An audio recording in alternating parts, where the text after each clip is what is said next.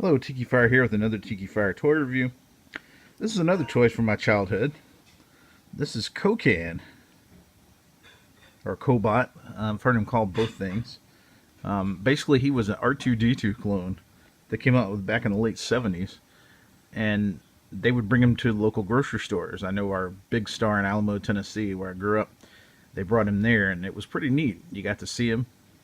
And then they made these in very limited quantities. This was a remote control toy based on Cobot, or Cocan, whatever you want to call him. And back in the day, he came with a remote control. I'm missing the back there. I did put some batteries in him. He still lights up. I don't know if he actually works the way he's supposed to, though, but he does light up.